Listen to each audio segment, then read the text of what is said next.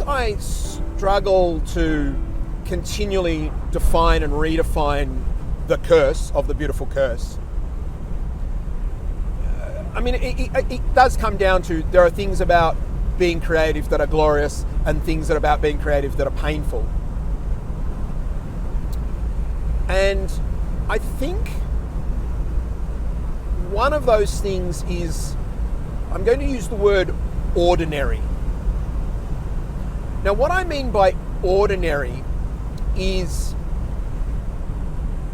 on this planet of 6 billion people or however many there are, most of us really, like the almost 99% of us are ordinary. And what I mean by that is, even if we're doing something creative that people enjoy, we're not likely to ever fall into that very rare category of people who are extraordinary. And what I mean by extraordinary, and I'll use this because I saw a short lecture by him recently. Ian McKellen, the actor, never met the guy, never likely to meet the guy. I would love to. But he is the sort of person who, obviously, if he's in a movie, there will be people who will quite happily go and see it just because he's in it. If he was in a stage play, they would go and see it because he's in it. If he's presenting a lecture, there are people who will go and listen to what he has to say because his insight and wisdom and life experience is extraordinary. He is an amazing human being. Now, there are many other amazing human beings: musicians, artists, photographers, actors, chefs, food preparers, clothing designers. Now, I'm not saying it's just creative people, but I'm specifically talking about creative people. There are extraordinary scientists. There are extraordinary people in all sorts of fields. There are extraordinary humanitarians who've literally dedicated their entire lives to just helping other people. But in the creative field, it's something that kind of affects me, because whilst I am very, very happy that I get to do what I do, and I'm managing to have a successful career doing this, the fact that I will never be extraordinary kind of grates at me a little bit. And it's not, well, it's mostly not because of the fame thing. If I'm completely honest, obviously my ego would perhaps enjoy being a little bit famous. That's a separate thing. It's not really because of the money. Sure, we all would like more money, but I don't feel like I need more money to be happy. But it's more a case of, I don't feel there'll ever be anything that I can say, that I can do, that I can create, that I can contribute to the world that will be enough for me to be extraordinary. I think it takes a rare talent. It takes developing that talent, evolving that talent, and it takes somebody who is just remarkably good at what they do. I think I'm quite good at what I do, and I think with some of the things I do, I can be definitely above average and, proud of what I've achieved. But I'm talking about, obviously with the sort of people I'm talking about, is the types of musicians and actors and artists where people would literally happily sit down and listen to them talk about collecting shirt buttons because they are so good at communicating.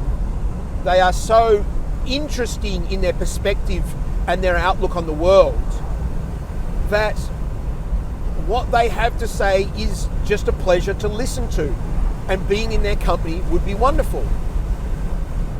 And And I'm not sure whether that's something you could even strive towards. I don't know that you would, in fact, I don't think it is something you would specifically strive towards being interesting to listen to. I think the better approach is just be good at what you do and who you are, and try and be better and better and better, and try and be the best that you can be. And I mean, I guess it's a little bit like athletics. You know, when it comes to the Olympics, and there's I'll use the idea of a running race, all of these people are trying their best, sincerely, legitimately trying their best, and they've worked for years for this. But the reality is, there's only one individual who is going to cross the line before everybody else. And so in that particular case, that person stands out amongst their peers. And so I think part of this is, it's partially accepting, begrudgingly accepting, that perhaps I never will be anything extraordinary. Perhaps it's just not within my makeup to be anything extraordinary. I just don't have, perhaps I don't have the natural talent, perhaps I don't have the dedication to achieve beyond the level of talent that I have. I think I've developed more slowly than some people have. You know, I'm fairly happy with my skill levels now, and perhaps for me to get to that extraordinary level, I'd need to live 3 lifetimes. Perhaps I'd need to live for 300 years to get to the level that some other people achieve in a single lifetime. So this is not a serious, it's not like I go to bed, you know, sad about being ordinary. There is a little bit of disappointment there, because I'd like to feel, obviously from an ego point of view, I'd like to feel that I could be extraordinary, but also from the point of view of wanting, or like related to the other video that I did, the idea of bringing joy, I'd like to feel that I could bring more joy to people if I was better at what I did. And so I continue to try and improve my skills, and I continue to strive, but that double-edged sword, the beautiful curse aspect, is perhaps I have to accept that I won't ever be really extraordinary. I need to keep working as much as I can to be as good as I can be. And as I've gotten older, I think I've become a little bit more accepting that maybe it's okay that I'm ordinary. There'll always be an element of me that's, you know, wished there was more potential there. But I think it's important to not let that aspect influence you. You obviously don't want to give up because you won't be number one. And our world sometimes, I think, focuses a little bit too much on being number one. I mean, you know, you see reporters at the Olympics talking to the person who came second in the running race, and they're like, "Oh, are you disappointed?" And I actually saw this recently. It's like a reporter, and it's one of the things I don't like about media and journalism, is that they go up to the person like, "Oh, are you disappointed?" And this person looked at the camera and went, "I'm the second fastest person in the world. Why would I be disappointed?"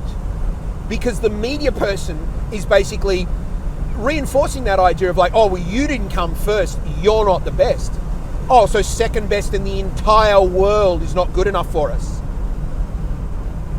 So I think sometimes being ordinary is something that we should go, I'm okay with being ordinary. I'll strive to be extraordinary, but being second or third best is still pretty amazing. And being good at what you do and bringing joy to other people is very amazing. So maybe yay to all us ordinary people.